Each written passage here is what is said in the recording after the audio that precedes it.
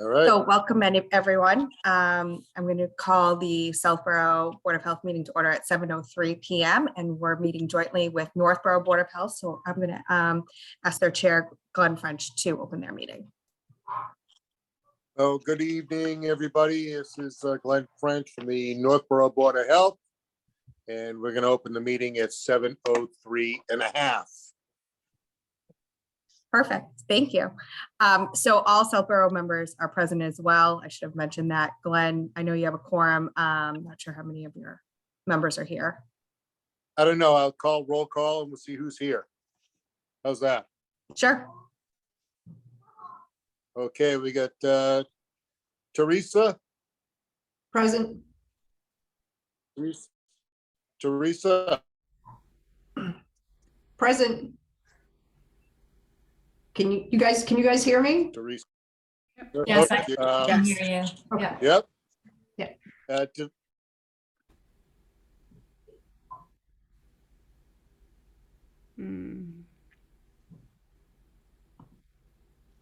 I think we have a delay, Glenn, with your audio. Well, He's paused on my end. I'm just gonna move it. Dr. Swati Sane. Present. Okay. And then Lisa Johnson. Present. And Thank you very much. I think this is the first time, at least since I've been on the board, that we've had the opportunity to meet jointly with both towns.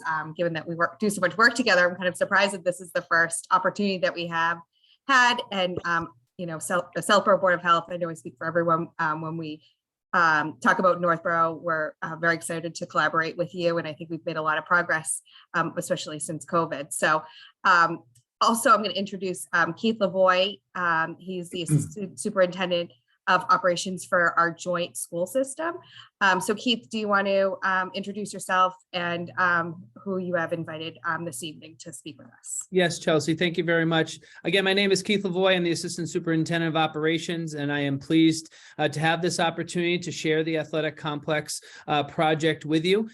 We are really excited for this opportunity, and I'm joined by a few people that have been working tirelessly on this effort. I want to turn over right now to Kathy to do a quick intro for herself, and then we'll move on to the chairs of our committee. Kathy, can you do a quick intro, please? Sure. Hello, everybody. I'm Kathy Hervel with Gale Associates. I'm a senior project manager overseeing basically starting from a feasibility study all the way through design, bid process, and construction of the synthetic turf project, new track, grandstands, etc., on behalf of the school district. Excellent. Thank you, Kathy. Paul, would you mind introducing yourself? Sure. Paul Desmond. I'm a member of the Regional School Committee and one of the representatives from the committee to the committee that's shepherding this field project.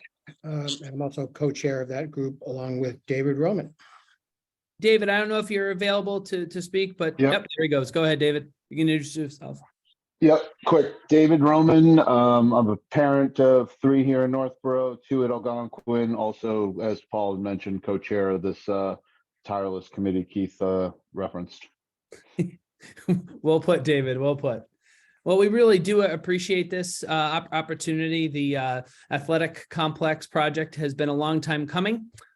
We do have quite a vast majority of information to share with you this evening. We want to make sure that we do address your questions, and we do thank Kristen for providing those in advance. And we did share them with Kathy, and she's going to be able to take the majority of them, and then Paul, David, and I can fill in the blanks as needed.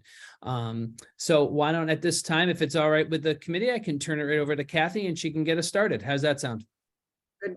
Thank you. All right, Kathy, the floor is yours. All right. Can I just share my screen and I'll just give you a quick intro to the project? Sure. Let me just give you access to do that.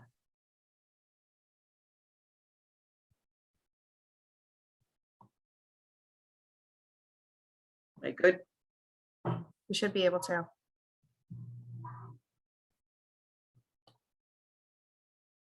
Can everybody see in front of me? on its way. Yep, there you go, Kathy. Okay, all right. So just a quick overview of the project. I believe, I know the Northborough folks probably have seen the permitting plans that we've submitted, but the project basically entails replacement of the existing grass field with synthetic turf, multi-sports, as you can see the various lines. Our plan is to redo the construction, basically redo the track because it's in such poor condition. We're proposing new grandstands because the current ones do not meet ADA compliance, which will include ramps, and all walkways and such will also meet ADA compliance. We're also proposing athletic lighting improvements. There's existing lights at the field that are dated and have some dark and light spots, some safety concerns. So we'll be putting in state-of-the-art LED athletic lighting as well as that project. Plus a few upgrades to some of the track events as you see. We're also proposing a second synthetic turf field. This was originally referred to as the JV field. We're now calling it the multi-purpose field. Hoping to have the funding to do lighting here as well. We've got a small set of grandstands. And then the last part is basically to replace the tennis courts in kind. Again, the track, the tennis courts and such have all basically outlived their useful life. They have severe cracking and such and will require pretty much redoing. What we'll do is go down and pulverize the existing pavement for reuse as our sub base and then come back with new asphalt and coating. As I said, the tennis courts are basically going to be replaced in kind. There's 9 courts. And that's pretty much where we're at today. We did submit permits to as you probably are aware, the Conservation Commission for Northborough. We received approval from them a week or so ago. And we also are in with the planning board. We had our first hearing early January. We made our resubmittal package late last week and hope to be on their agenda for the 7th of February to move the project forward. Excellent. Are there any questions about the scope of the project? All right, super. All right, Kathy, if you don't mind, let's jump right into some of the questions, and this is something that we could probably tag team. Is that how you'd like to do it? Do you want to go one by one, Kathy, or what would? Yeah, what that's would be best for fine. you? I'm assuming we're going through the ones that were provided, the 1 through 4. I guess what I'd like to start off with first is that we are not proposing crumb rubber as the infill for the turf fields. I know a lot of the comments seem to refer back to crumb rubber. What we are proposing is a product called EnviroFill. It's a coated sand. I don't know if you can see this. It's a coated sand with a acrylic polymer, very similar to like a nail polish that they coat the sand with. It has a longevity of like 16 years. It has a 15-year warranty. It's environmentally what we consider an alternative infill because of the not necessarily documented issues with crumb rubber and the concerns of cancer and such, but there's been several alternative infills that have evolved because of some of those concerns. And EnviroFill is probably one of the top ones, not just for the environment, but playability. They have 2 fields in Hopkinton that we've done EnviroFill. There's other ones, but if you ever want to see what it's like, I know that's pretty close by. Feel free to stop out and see that, but just to give you a sense, like I said, it's just a small stone. The other thing I do want to mention regarding, I think your first question was in regards to GMAX and HIC testing as well. We are also going to include what we call a shock pad. Let's see if I've got another picture here right here on the EnviroFill, the shock pad. This is basically the section that we have through our field. Can everybody see this? It says media guide EnviroFill. Yep, Everybody looks see good. that? Yes. Yep. Yes. This is basically the section that goes under the synthetic turf field. It consists of, there's some drainage, what we call flat panel drains that also go under this stone. But we've got about 8 inches of a stone base. with the intent to help infiltrate water off the fields, because obviously the benefit of a turf field is you can use it in the rain. You know, it doesn't get muddy. It's not wet for playability, you know, that type of aspect. So like I said, we have the stone base, then we have a smaller stone base on top, which basically allows us to make sure the field's level, that we can grade it accurately. And then what we have is a shot pad. These are made up of just like a poly, like almost like styrofoam type material that adds extra safety factor in regards to your GMAX and concussions, which a lot of fields, if you have crumb rubber and it's at adequate depth and such, a shock pad is not required, but with alternative infills, we are providing it, and it's perceived as an extra safety precaution. And then what you have on top is your, what we call our carpet, which is kind of the grass blades. And then what you see kind of in here is what we refer to as the infill, which gives the playability and the stability to the grass substance. So just to go through that. So regards to the GMAX and HIC testing, as part of our specification to our turf supplier, they will be obligated to test the field every year for the first 8 years under their 8-year warranty to the school for the surface.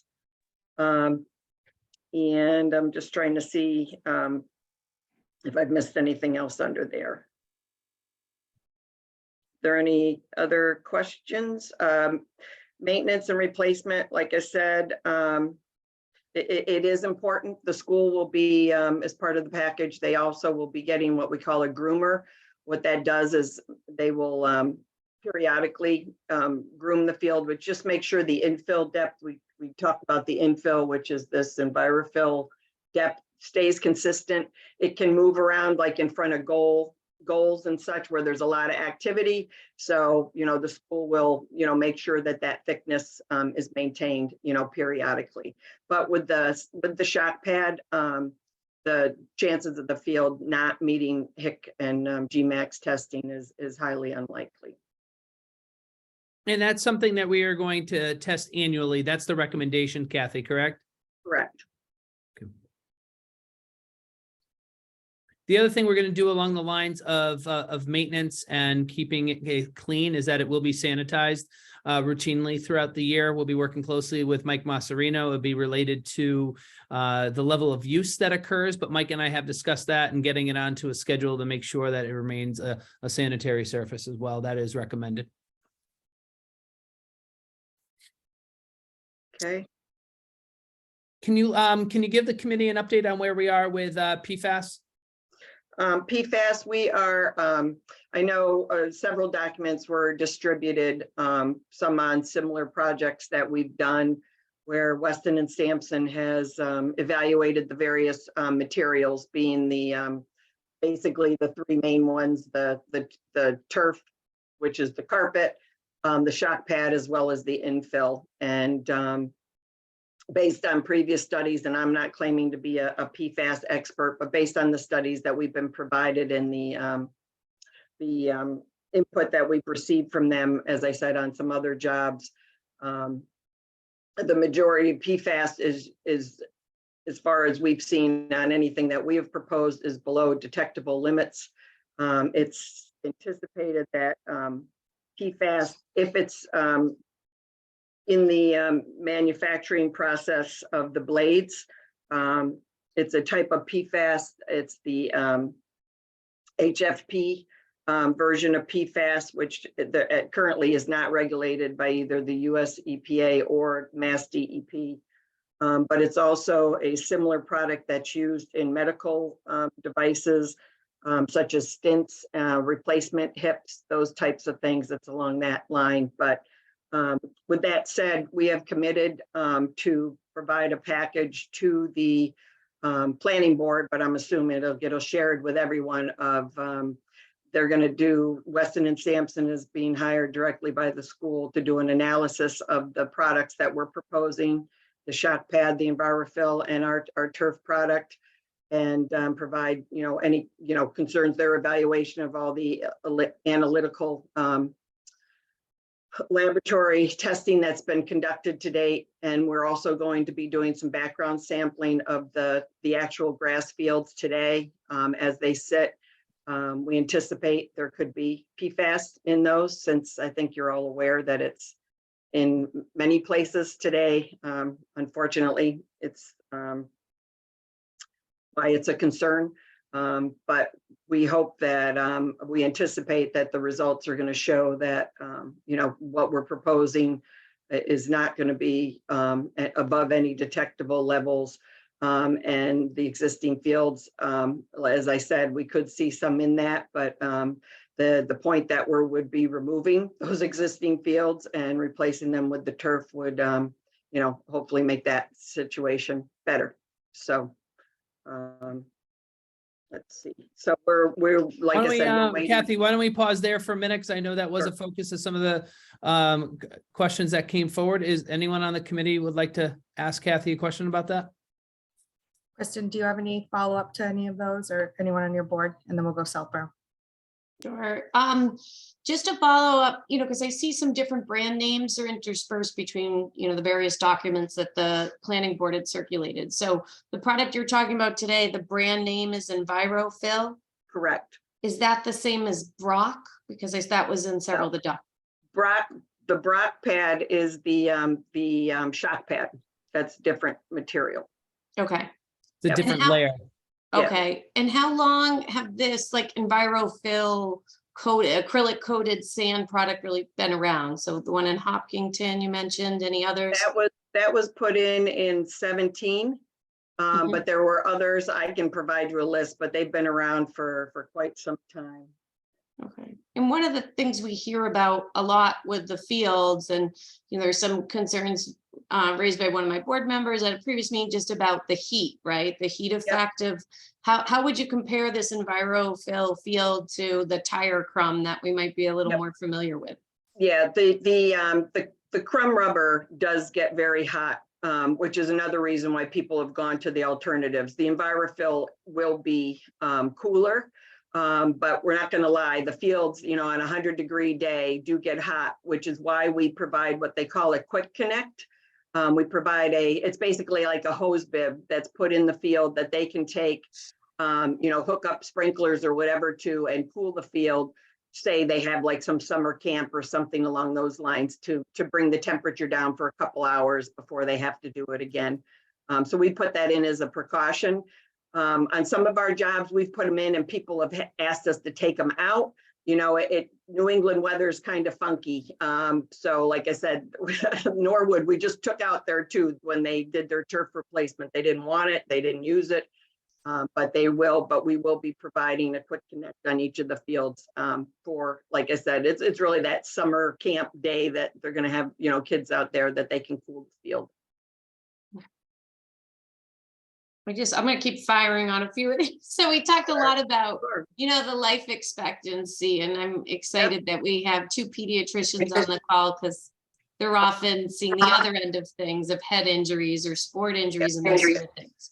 So what is your life expectancy on this field? There's so many components, and the blades of grass could wear out before the shock pad wears out. And so really, where are you, and how is the school going to ensure that, it's at the peak performance, or a performance that we would expect to really find the balance in player performance and safety as compared to like a natural?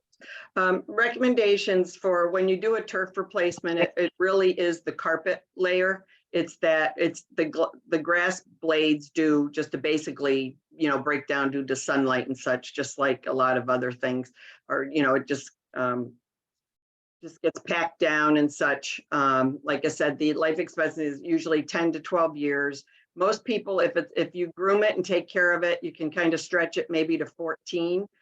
The shock pad itself is good for 30 years. So it's good for 2 turf replacements. And the infill, you can reuse once, where you may not, when we do the turf replacement, they come in and kind of suck it all up with a vacuum. Now, they don't necessarily get 100% of it. They might get closer to like 80 to 85%, but it allows them to reuse that as well with some makeup material, when it goes back in. So you're quite a ways out before, you'd have to completely redo the field, and the stone base and all of that should be, 30 years or so as well. So. That's great. I'll hand it over to any other Northborough Board of Health members that would like to ask some questions. Just unmute. I think I see Lisa has a question. Hi, yes.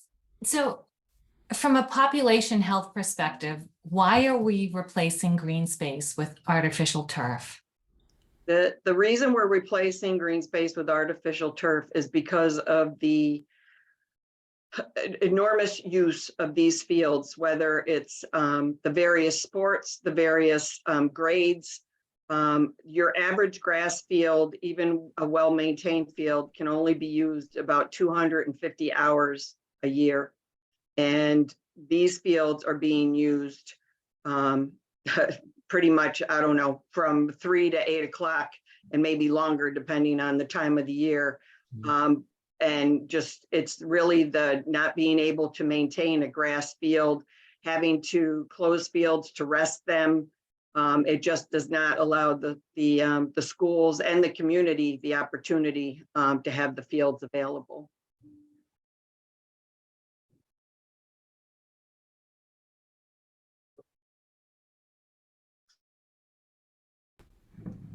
Thank you for that. I think that's a simplified and very, easy answer for something that potentially is not healthy for our communities in the long run.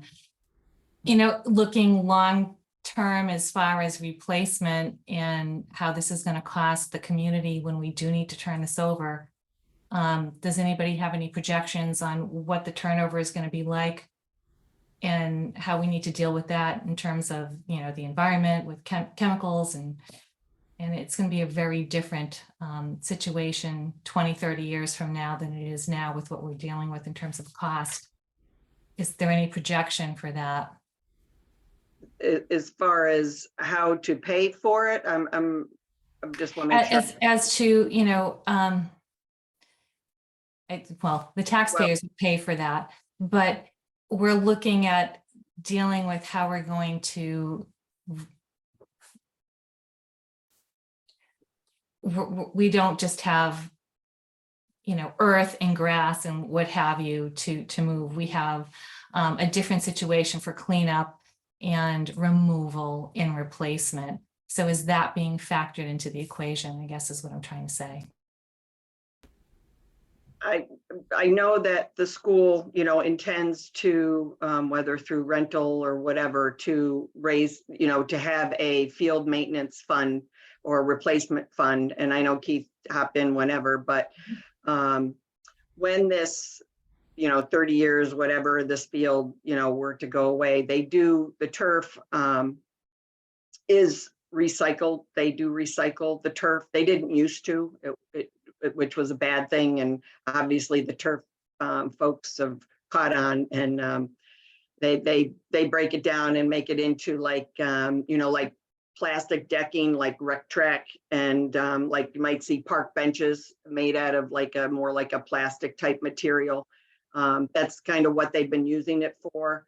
The infill is a sand that, that would be just, if there's any, what's left would be probably taken to another field. And then the shock pad would need to be removed or, potentially reused elsewhere. But like I said, I think the school's got some contingencies on how to not only replace the turf in the future years, but when we get rid of it. But keep in mind that if we were to go in and put in a brand new grass field, the drainage base and the piping would be very similar for a grass field to provide adequate drainage. A lot of these fields don't have this, including irrigation and such. So you kind of have the same base. It's really just that carpet that you're dealing with. Yeah, so Lisa, the things that I would add to that are certainly, like Kathy had mentioned, that, we are forecasting ahead and making sure we do have a 10 to 15 year plan. to minimize the financial impact. And then one of the things we're doing now is that the tennis courts themselves, a lot of that asphalt is being repurposed for this project. It's being pulverized and reused. So I can only see that that will be looking forward to the future of anything that we would do significant on those spaces would have a high level of recycling involved with the upgraded technology. I think we are reaping the benefits of that with this project, and I can only see that getting better. So with a combination of those efforts, along with being very mindful of its use and, you know, what we can do going forward with its maintenance, I think it is going to require, you know, quarterly and yearly maintenance, as well as testing. I think that's key. And the other thing we're doing now is because we have our fields at such a high use, we are putting, you know, chemicals down there to keep the grass green and keeping things ready to go. So that's definitely going to be part of our planning going forward, and it'll be really dependent upon the hours of use. I think that's one of the things that Kathy has shared right along, is that the hours of use does dictate the level of maintenance that the fields would require, which I think just makes sense. Keith, thank you. Can somebody tell me how old the first field and quote JV field are? Yes. The stadium field was just top dressed and reseeded in 2004 with the renovation project. And I believe that it was installed in 1994. That was its original installation.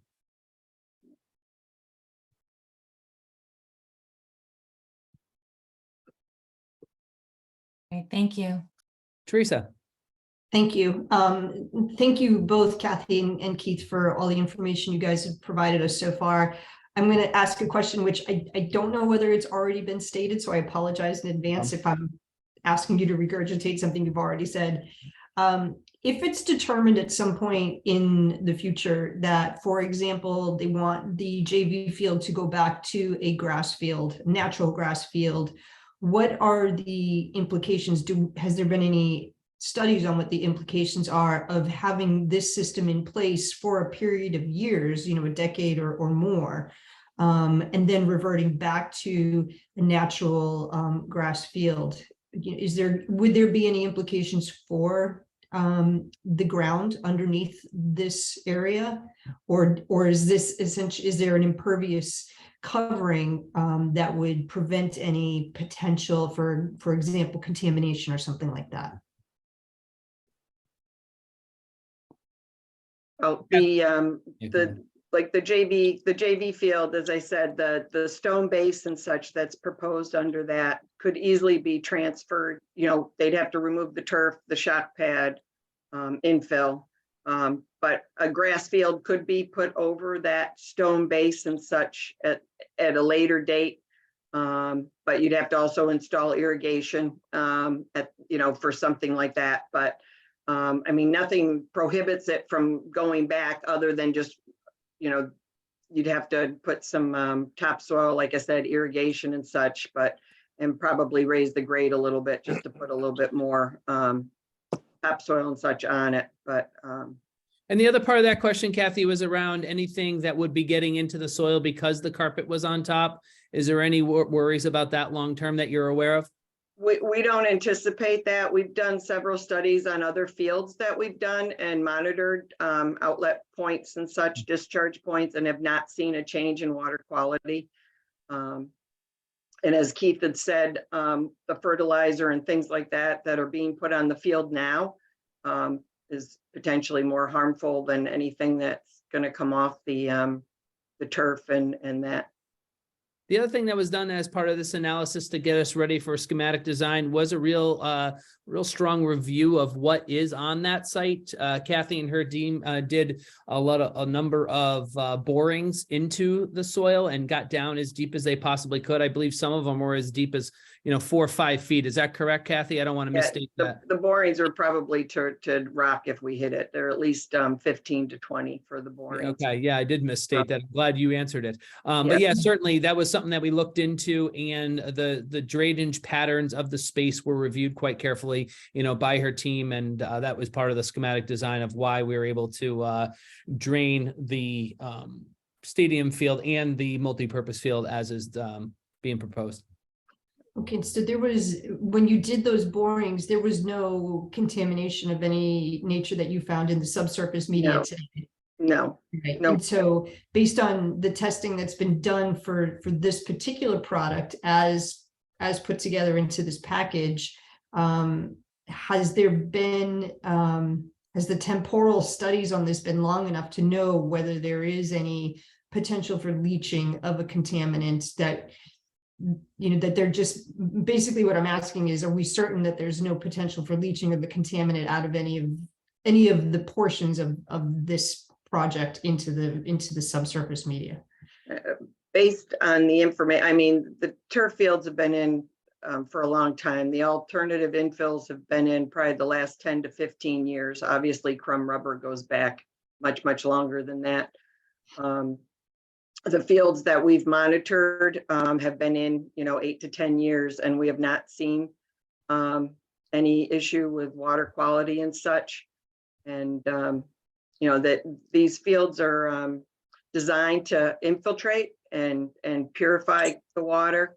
It goes through the stone base. A lot of the water never even gets out of the system because it just is held within that base, and then slowly would infiltrate into the soils. And the soils are very good on this site. So. Kristen, is this groundwater 3 district? Yep, Yes. it's groundwater 3. Okay, all right. So Thanks. that's, and for Southborough folks, we have our own groundwater overlay district, zones 1, 2, and 3. So the 3 is not necessarily recognized by like DEP, but it is still under their jurisdiction.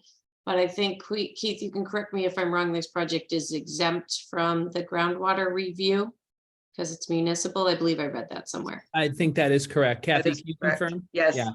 Okay. that was confirmed through Lori with the planning department. Yep. Okay, all right. Thank you. That's all I have for questions. I appreciate it. Welcome. Thank you.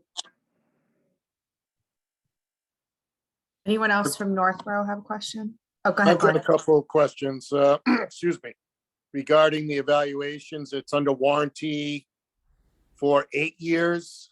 Yes. Number one, what are they looking for? And number two, is there a plan following up after the 8 years to make sure this, you get maybe 10 to 12 years, you said, out of this particular field before something has to be done.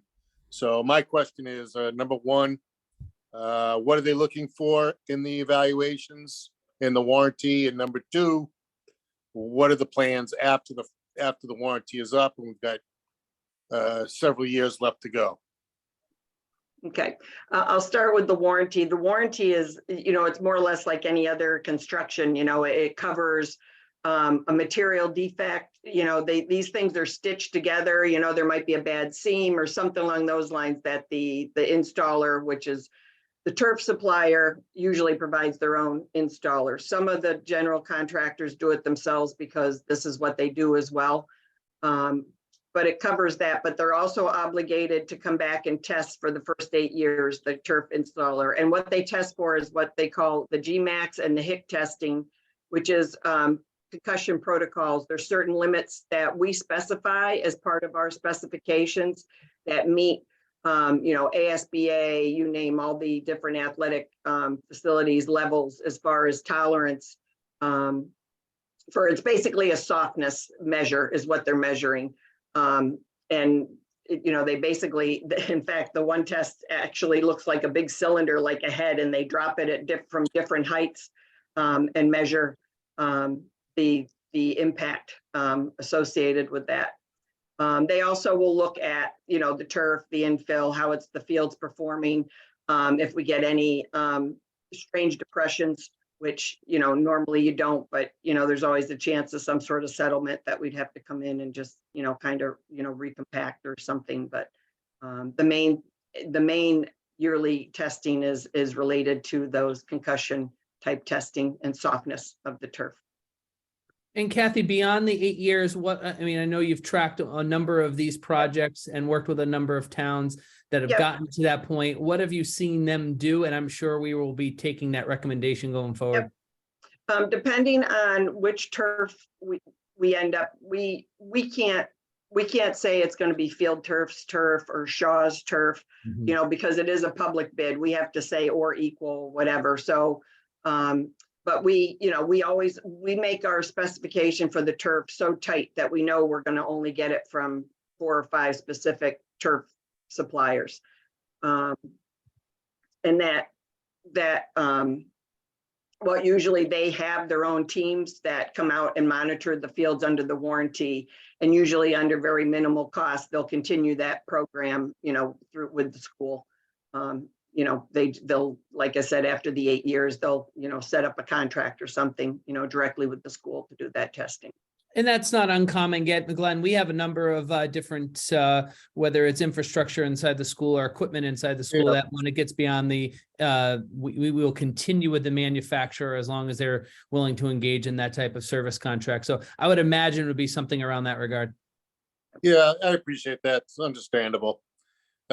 Will they replace, in those 8 years, do they replace like the EnviroFill or the sand or whatever that is? They shouldn't need to, but what we do as part of our spec, we request some extra material, a couple big sacks. It comes in big sacks. Yeah. And we ask for extra for the school. That gets them through usually 8 years or so, that, you know, if they have an area, like I said, that they can come back. It's really, you know, football, you'll see it up the middle of the field. Like I said, soccer, you'll see it in front of goals, and a lot of it's maintenance, but there's times you can come in and it's really just taking a handful and throwing it, you know, in a spot. Because those rubber crumbles used to come home with the players. I know that. Yeah, yeah, the EnviroFill. It was everywhere. Yeah, the EnviroFill doesn't move as much. It's a little denser. It just doesn't move as much and doesn't seem to be as annoying as the crumb rubber. And For your soccer lastly, people. I appreciate that. Lastly, the removal of the top layer, the grass, so to Yep. speak, and that goes to recycling somewhere. And the Correct. cost, I assume, have been, you know, rolled into this thing for the removal. Well, And it could get awfully costly, no?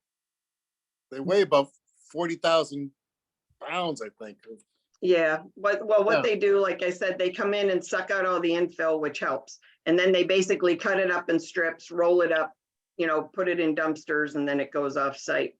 Turf replacement can range anywhere from 300,000 to 500,000, depending on the type of field or whatever. And that's something that the school is been collecting data and intend to, you know, potentially have some rental rates and stuff to have kind of a fund to replace for the replacement, you know, in the future years.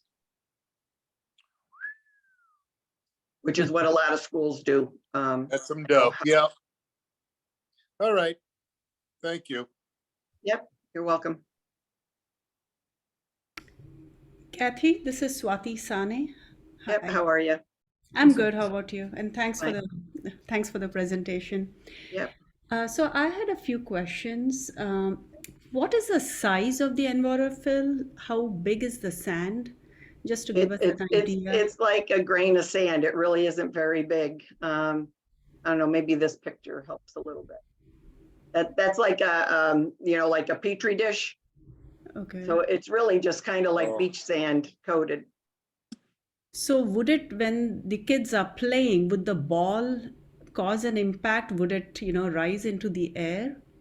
Are they light You material? can have a little, you'll have a little spray, but like I said, it won't spray like like the crumb rubber does. It's a little bit more, it just stays a little bit more within the turf. And what we do is that carpet, I don't have a good picture of the blades, but the carpet, we propose 2 different types of grass blades. One is a monofilament, which is kind of just a one single blade. And then the other one is called a dual fiber, and it's actually like braided. And what it does is it holds the infill in place and keeps it from moving. So it's kind of the combination of the two.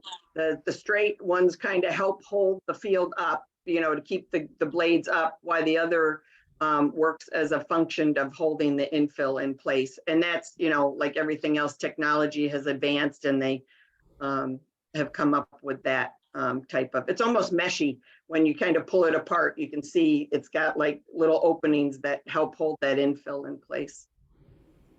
Okay, have there been instances of, you know, of course, ingestion or like a foreign body in the eye, nose? Not Anything that I'm made aware of. I mean, maybe the schools, I mean, I'm sure like anything else, whether it's dirt or infill, but I'm not aware of any, I haven't heard of anything. You know, we've been doing this for many years and not that I'm aware of. Okay. And the second question was, did you say there are plans regarding the soil and water testing every year? No, Not every year. no, we are going to be testing the existing field this year for background. And I'm not exactly sure. I don't think they've really determined if and when it would be tested in the future. Is that something the Board of Health, I'm sorry, have to decide? We were just going off of the planning board recommendation and the town engineer. So that's what we've, the school's committed to. Okay. And when was the Hopkinton turf field placed? How long ago? Hopkinton's turf field was put in, the high school field was put in 2017. And this Okay. summer we just redid, that's called Fruit Street Fields. I don't know if you have kids who play soccer, but it's, we just redid the field there, resurfaced it with EnviroFill, same surface as the high school, because they did like it as much. They liked it. They liked the with the shock pad as well as the playability of the EnviroFill.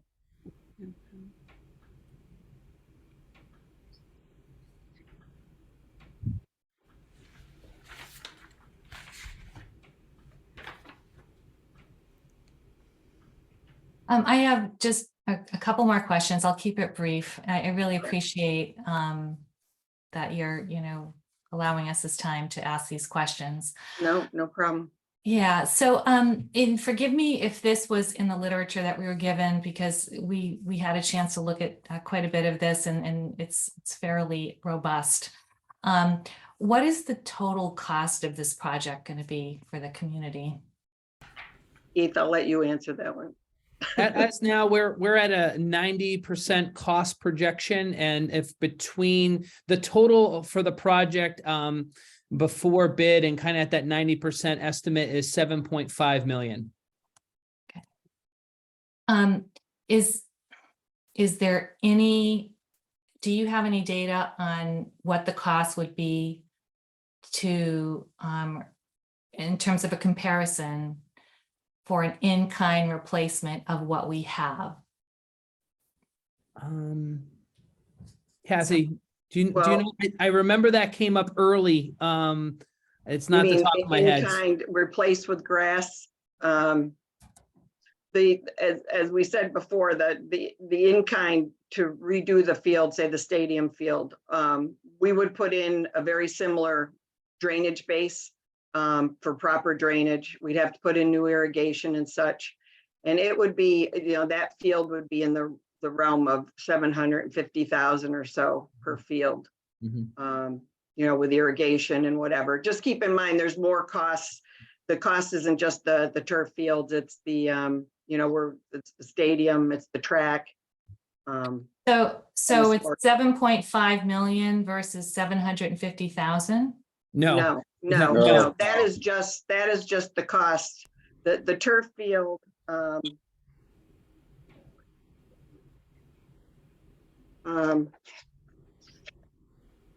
me try to get up that cost estimate. I have it. You I have have it? it Okay. right here. Okay. Yep. All right. So for the stadium field, the synthetic turf field with the drainage. So I'll make sure I give you the right price. And I just want to make sure that's track, fencing. And this is not including fencing, ADA walkways, any of that. This is purely field cost. The synthetic turf field construction with with the, this is the stadium field with the drainage system that we put in, which you would, so I don't even want to count that, is 771,000. So your grass field isn't, Yeah. tremendously, they're pretty comparable. And the issue you have with the grass field, as we said, well, first off, you can't use it right away. So once it gets installed, it has to sit almost, depending on if you seed or sod it, and obviously sod's more money. It has to sit for a growing season, or the grass has to take. So like I said, but that 7.5 includes fencing, it includes walkways, it includes the grandstands, lighting, athletic lighting. There's a lot more in that number. So there are a lot of different variables here. This is an interesting study. So the 7.5 million has nothing to do, I mean, comparably with the turf. If we're talking turf to grass, you're saying it's the same price? It's pretty close, yes. It's pretty close. I mean, that wasn't something we went into great detail with, Lisa, because of the amount of, playability we're seeing at the athletic fields. But based on what I recall from the early stages of this, is that was very comparable because of the degradation of the track and the tennis courts and the really need of the construction there to really build that base up to where it would need to be. And then regardless of whether or not it was turf or sod on top, we would be paying something comparable. I remember there being some savings, but it was minimal compared to obviously the playability. I think somebody needs to find some information long-term for when this needs to be replaced, what it's going to cost us to replace, because you can't just throw this away. It needs to be properly, it's cradle to grave. And we're not talking about earth. We're talking about, potentially contaminated toxic material. So I think that's a moot point. I want to move on because everybody has a life. And my next question, if I may, so kindly, I thank you for answering that. I appreciate that. There's been last point. There's been a tremendous pushback on artificial turf due to environmentally safe concerns. We're going to have a tremendous amount of signage up for making sure that families that use this off time of school time know that they need to have shoes on, and in terms of there's a range of concerns. So getting concise here. The city of Boston has recently halted artificial turf fields. So I think that we as communities need to consider this. And then when breakdown occurs on this artificial turf that is composed of artificial and potentially health hazardous compounds, do we limit or halt our children from playing on these fields? Or do we say, oh, it's okay? Do we have them wear a mask? Do we just make sure they have more protection on their skin? And I don't mean to be overly dramatic about this, but this is very different than treating your grass with pesticides or, fertilizers that we use, that we're used to, that we've had many, many decades of proven safety and no clusters of cancer from that. This is a very different introduction to our community. So these are questions that I'm sure that other people in the community have that I think that, we just need to have conversations about. So that's it, and I'll stop. Thank you very much.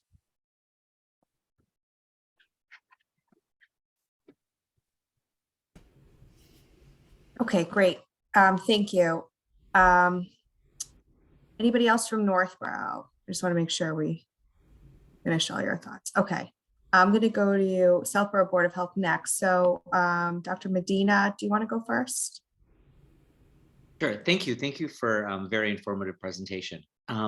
Two questions, and I'm a very detailed oriented person. So when you are doing this GMAX testing, what numbers or what parameters are you going to be using?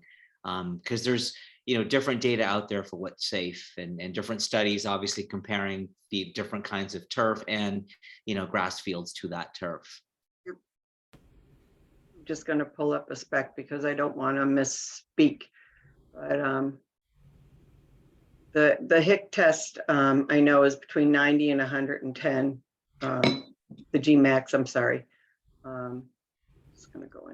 just want to go into our spec so I can show you. And the other thing I did want to mention too, in our spec, we do not allow any lead infill or any lead material that's specified.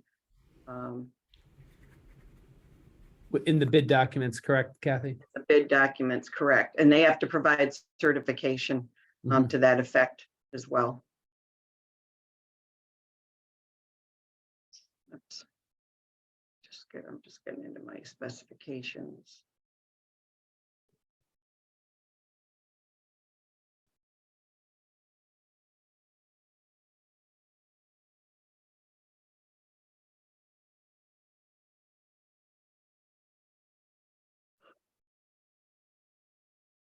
And we do specify, these are state-of-the-art limits that are accepted by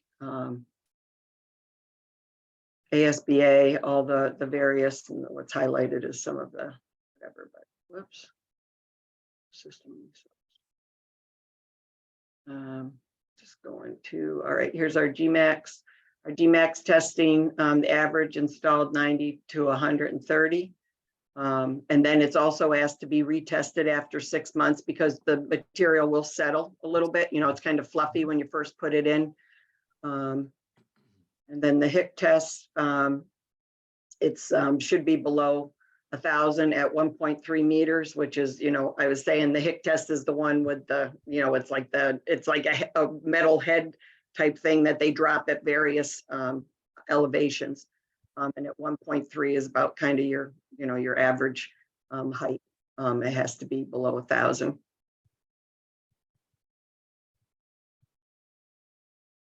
So this is just our draft spec actually for the field and what would be in it. And it is ASTM requirements as well that we meet. Great. Thank you. Thank you for that detail. My second question is also about a temperature. And do you have data yet on these kinds of fields and how much higher the temperature does get on hot days? Like, you know, if say we could potentially even have, you know, 100-degree days in the spring when high school kids are playing, or early in the fall as well. I know crumb rubber can actually be 10 to 15 degrees hotter at the surface. Then, you know, obviously it gets cooler as you go up, but it can be 10 to 15. So if it's a 90-degree day, you know, the temperature, the turf is hotter. Envirofill is cooler. It's more like maybe 5 degrees, 5 to 10 tops. And like I said, that's why we do provide the quick connects in case, you know, there is heat concerns. So. Great. Thank you. Thank you. Yep. Thank you. Nancy, did you have any questions? Trying to unmute myself, sorry. I don't have any questions really. I think it seems like a good product. I will say my daughter played field hockey in St. Louis and the cooling with the water worked really well. And it really got hot down there. Yeah. So, you know, I think it seems like a great product. I think your presentation was very good. This really isn't a Board of Health question. It's more a financial one. And I may be dating myself, but when my kids were in high school, I know like Shepherd Hill had a field that Dunkin' Donuts must have contributed to because their name was all over the field. Like, how does one, like, how do you go about, is that an option, getting sponsors to help defray some of the cost?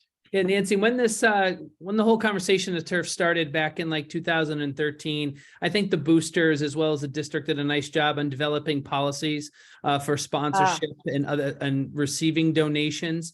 So if the Nancy Sackow Foundation wants to give 1.5 million, that'd be fantastic. You can wait in line. Yeah, we have a method for that that's well documented. But honestly, your point's well taken. I think in collaboration with the boosters, you know, once we are able to move forward with this project, which I'm really looking forward to doing, you know, I could see there being additional sponsorship opportunities for folks. And there will be different types of outreach to help offset the project. The other thing that's worth noting around the financial side of it is that this will be we are proposing that it be an interest-only loan for the first couple of years, which would then offset with coming off of the renovation of Algonquin, which will come off the books in 2027. So the idea is that when Algonquin comes off, the athletic project would go on. And in between now and then, if we were to get any type of donation of large amount, we could then have an additional offset. So, there is going to be opportunity and there will be outreach accordingly, locally and wider than that to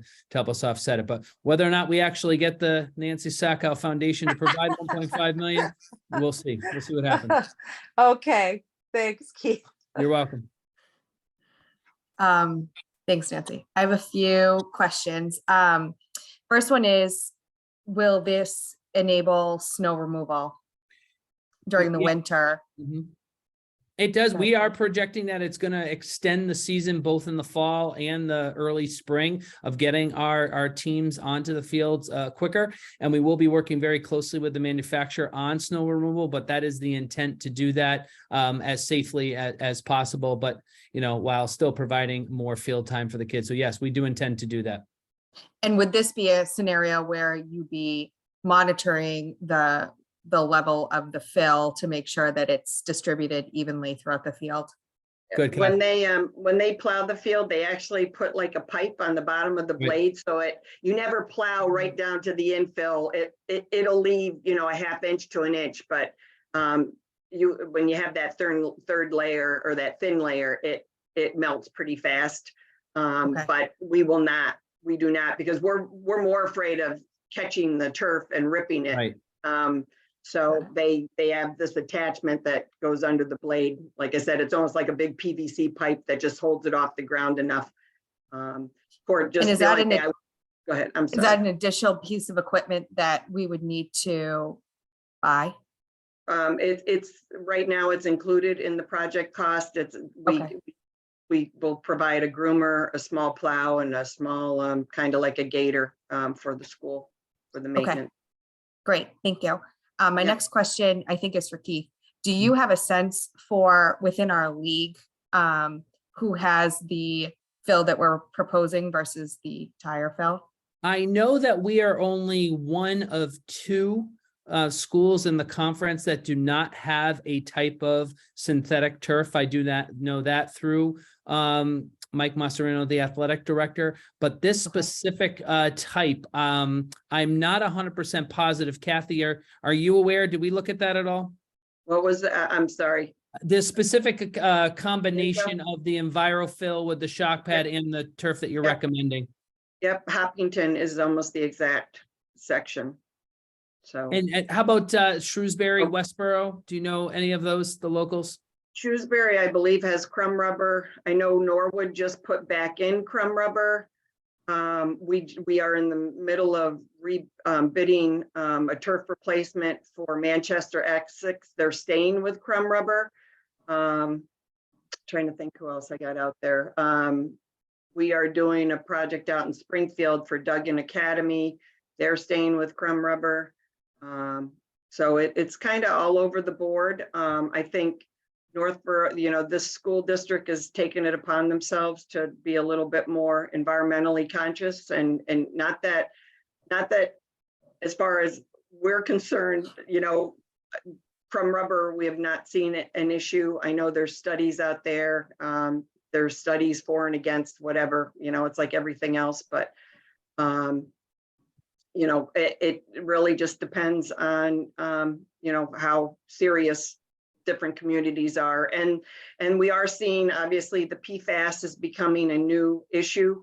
We had to provide certifications as well in Hopkinton when we did the replacement this summer with the, like I said, the similar section to what we're proposing here, which we met. We've got certifications and analysis from the various vendors, suppliers, and like I said, we, in fact, I guess Hopkinton has one well with pretty high PFAS levels, and their concern was it was coming from the field, which Weston and Sampson basically determined it was not. So, okay, And Chelsea, I could get that list for you. I'll work with Mike Masserino Okay. on that. We might be able to That's get a great. nice collection for you on that. I'll do that. Okay, thank you. I Yeah, just you're think it's important to recognize that our kids are playing on away fields that have this or some form of it.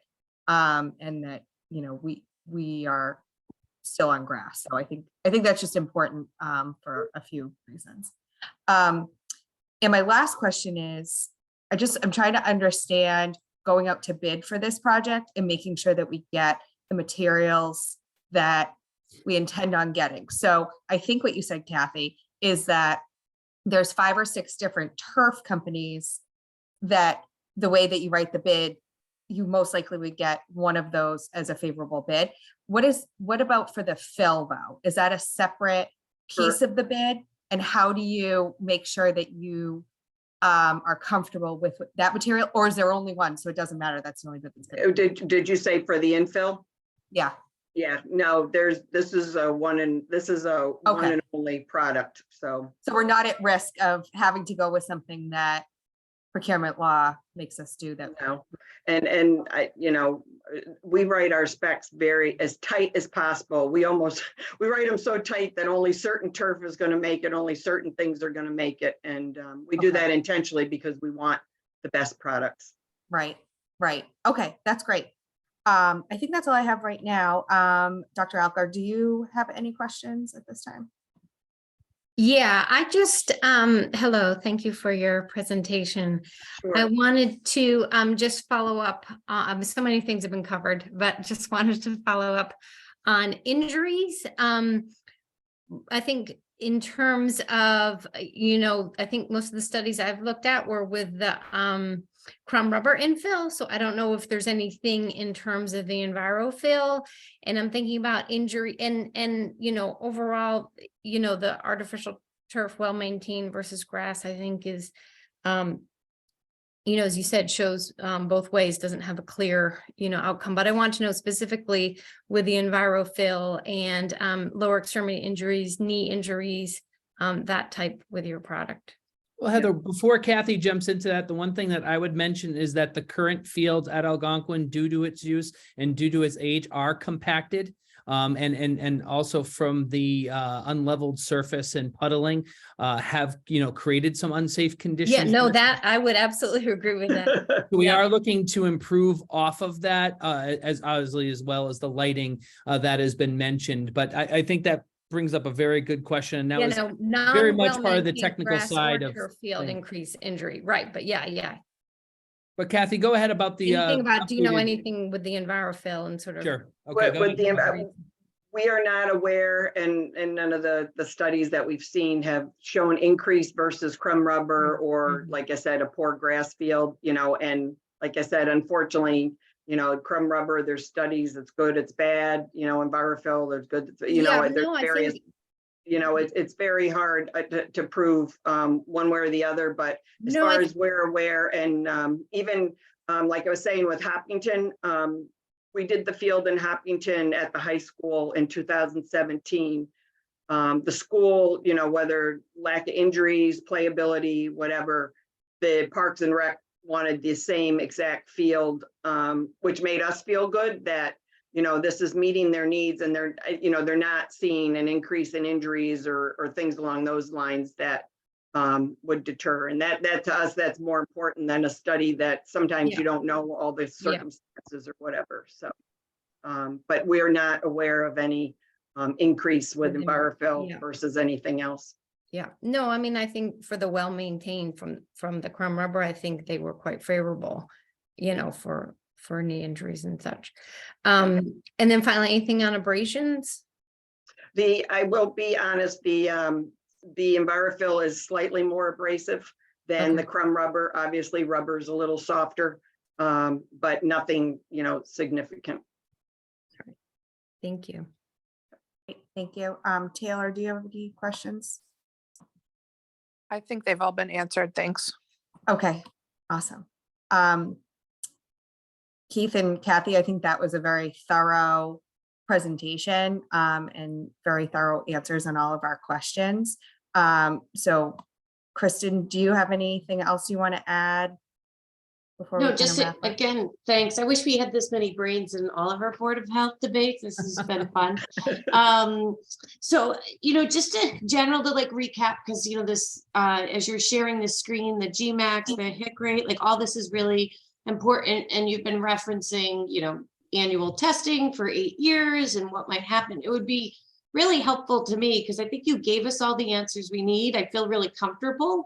But if I could work with you, Keith and or Kathy, just to sort of put that all in one document, about that you are looking at the scores, right, with the HIC and the GMAX, and you're making sure routinely once a year that the field is safe. One of the things I would like to update is, we don't have a lot of guidance as local boards of health on these types of reviews. PFAS is new, it's evolving. I think we've addressed that.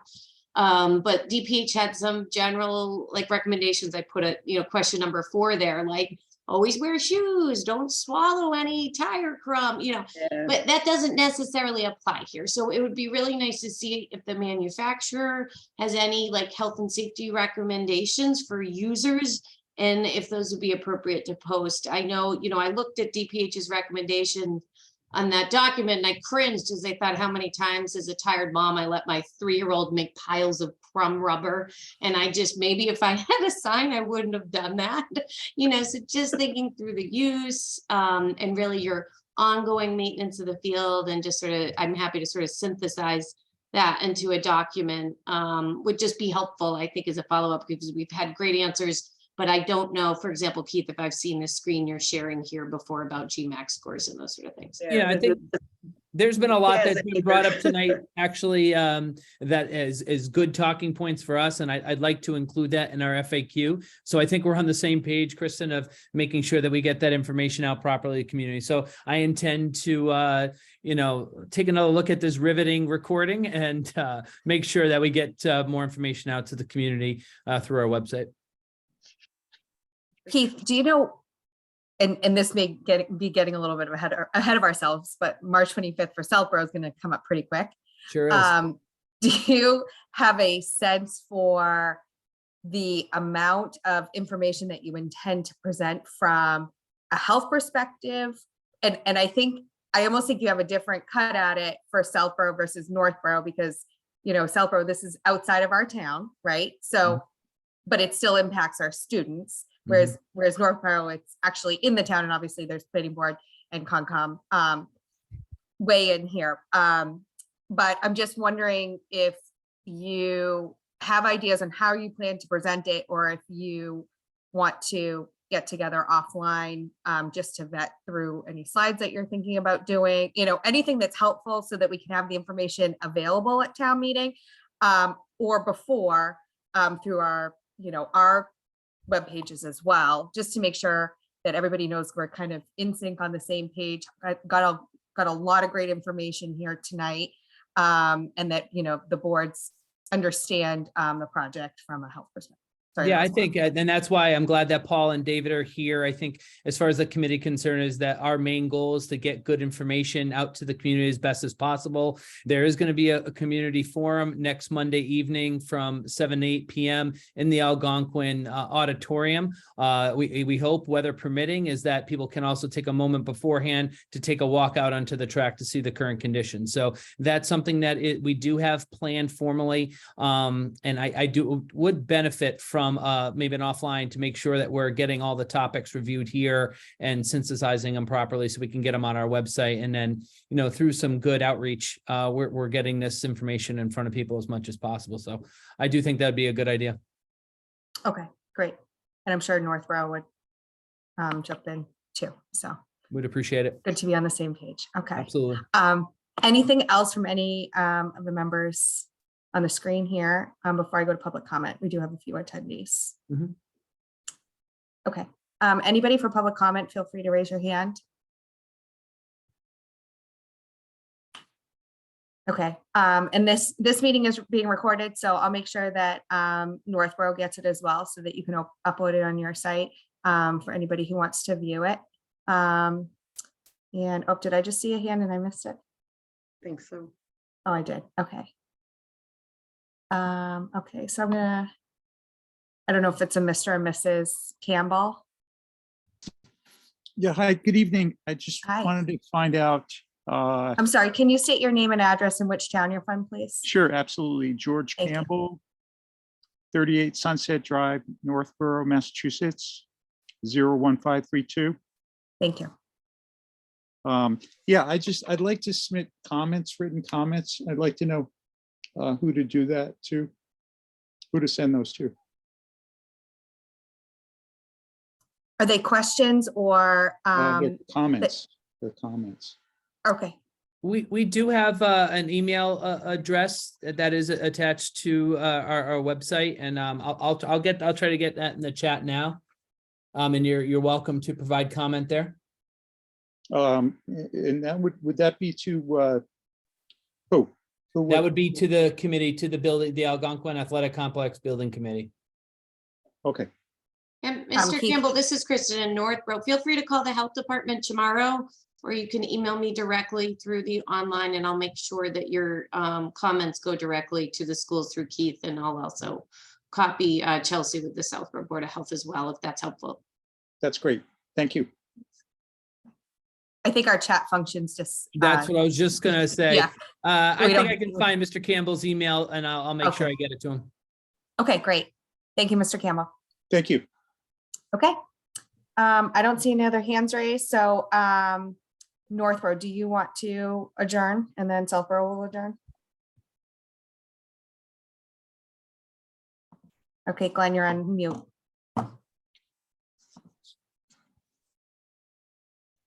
Here we are. Can you hear me now? We can.